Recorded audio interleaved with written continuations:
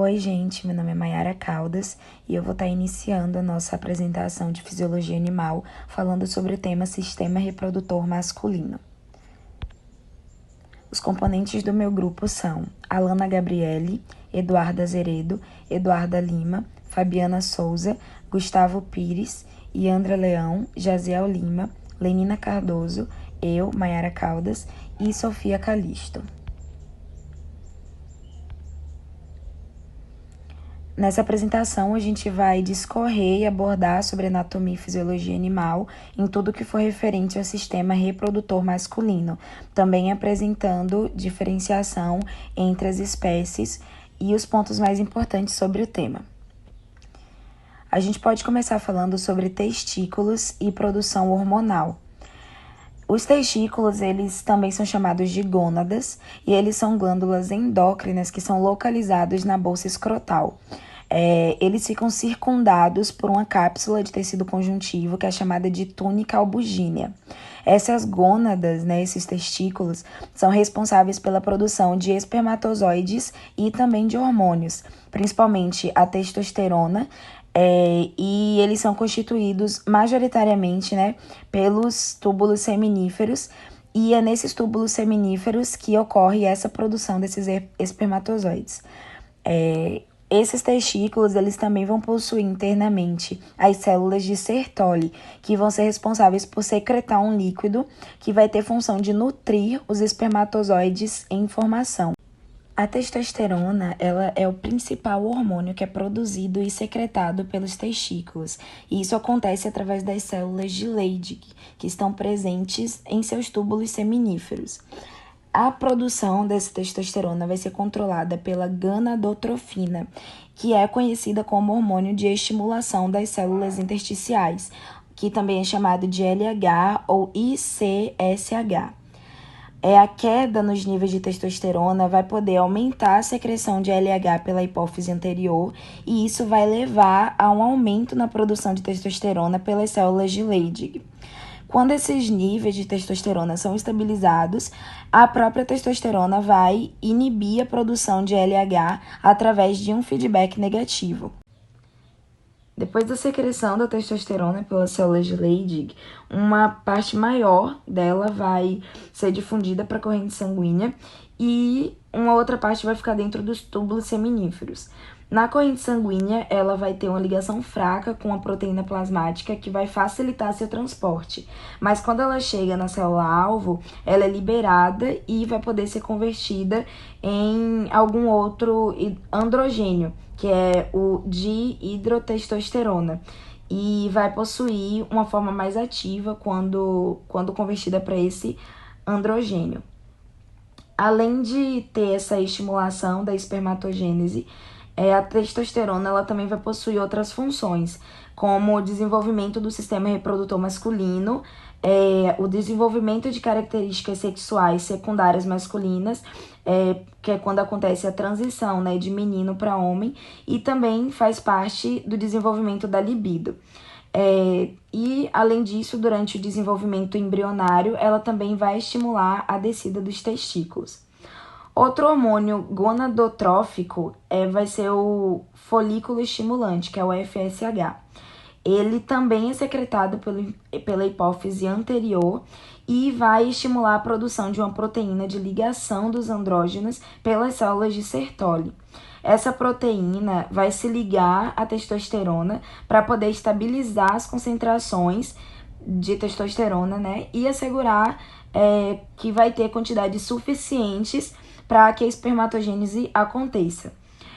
Também é acreditado que esse hormônio pode também estimular a secreção de estrógenos pelas células de Sertoli e que também pode vir da conversão intracelular dessa testosterona.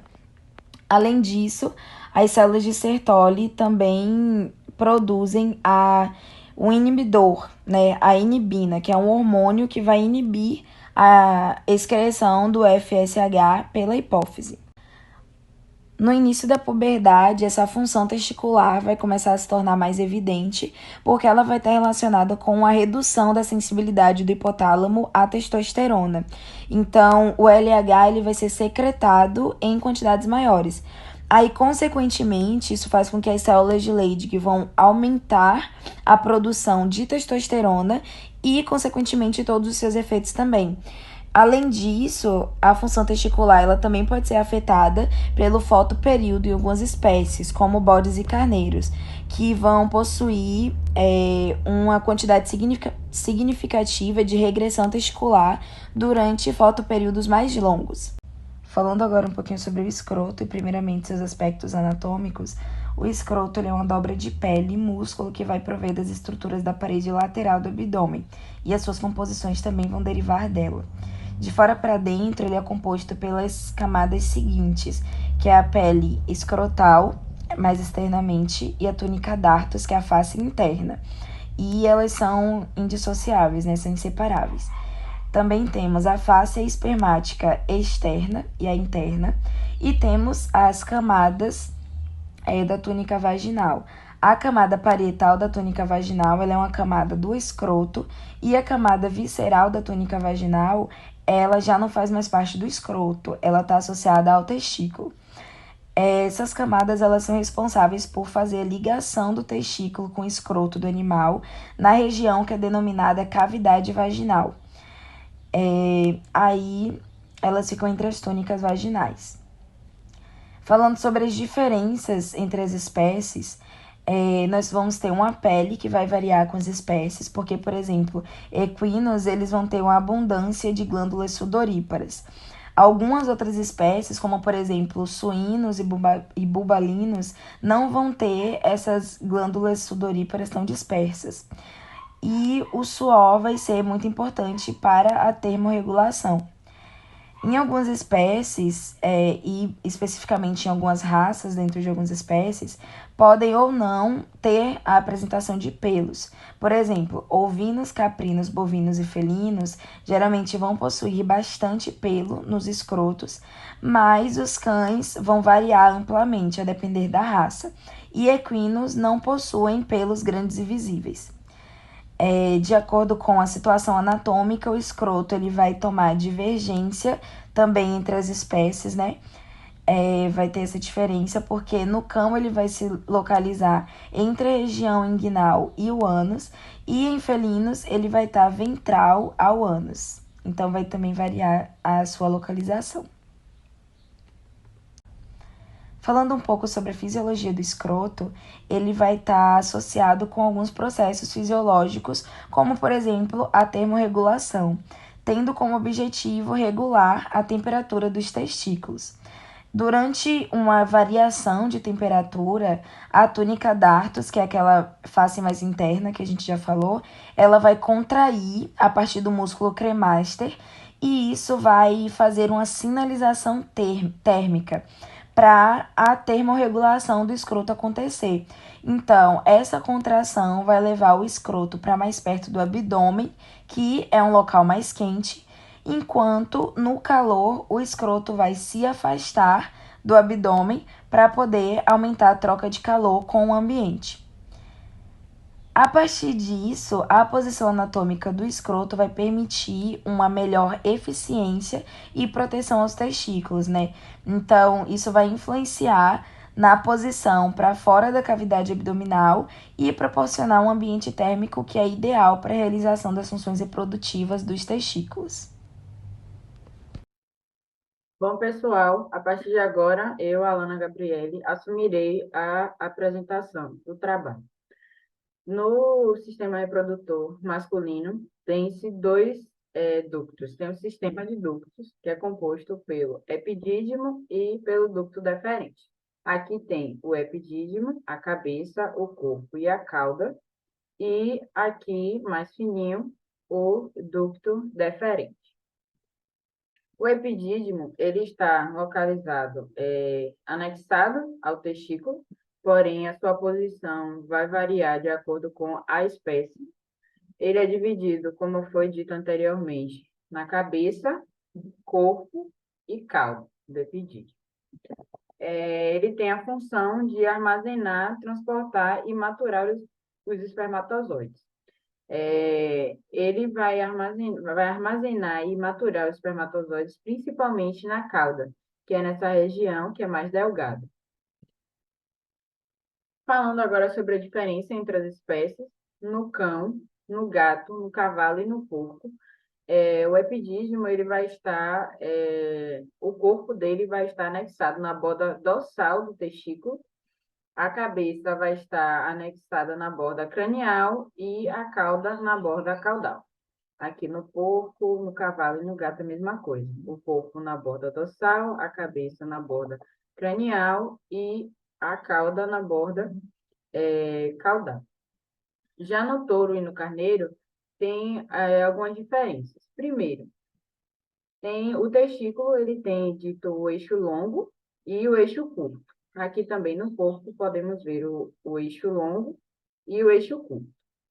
No touro e no carneiro, o epidídimo vai estar anexado ao longo desse eixo longo, né? Não, ficou redundante, mas acho que deu para entender.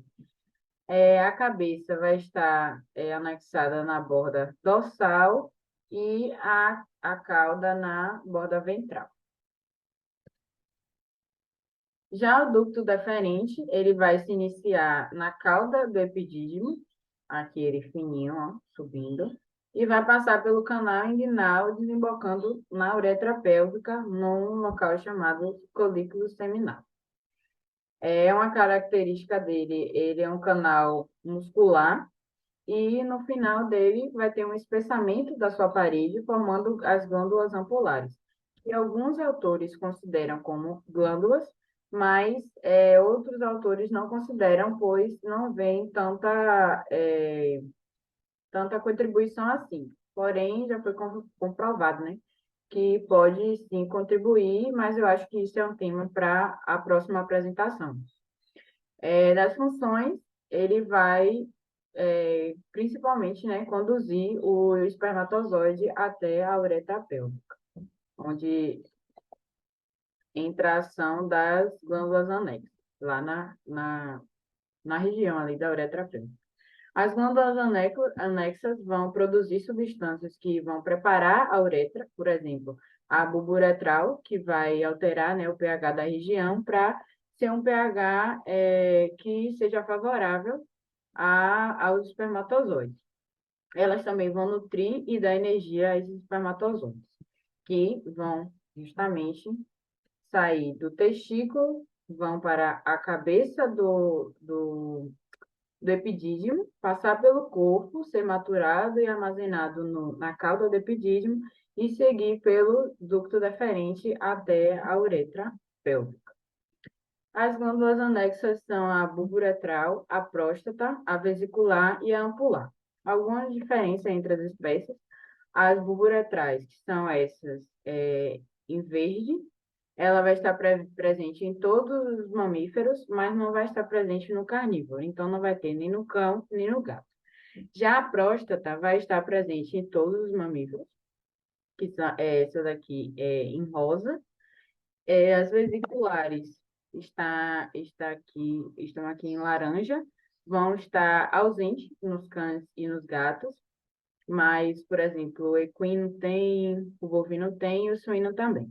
Já a ampular, que foi a que eu falei anteriormente, que é o espessamento aqui, ó, do ducto deferente, vai estar presente no equino, no bovino, e já a vesicular, ou a ampular, desculpa, ela vai estar presente no bovino e no equino.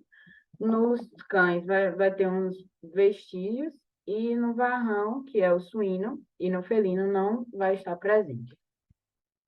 O pênis, ele vai ser dividido em base, corpo e glande. A base vai se inserir no arco isquiático. O corpo vai ser dividido em corpo cavernoso e corpos esponjosos.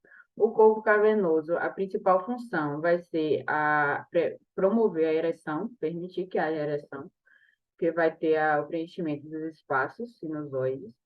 E os corpos esponjosos, que são dois, vão formar a glande e envolver justamente a uretra peniana. A glande vai ser a parte final e distal desse pênis. A diferença entre as espécies, aqui tem o bovino, vai ter uma glande em forma de ponta de lança, que vai ser uma projeção da uretra, formando o processo uretral, que vai estar presente, inclusive, no caprino, no ovino e no equino também.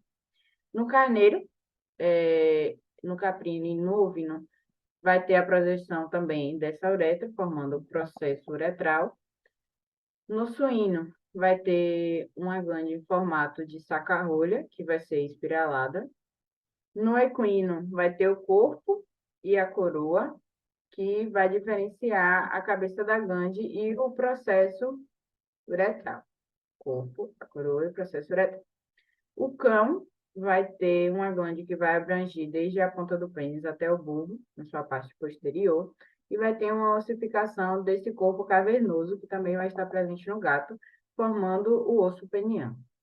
No gato, vai ter a glande que é rodeada de cerca de 100 a 200 papilas conificadas, e, como eu falei anteriormente, vai ter também o osso peniano, que é a ossificação do corpo cavernoso.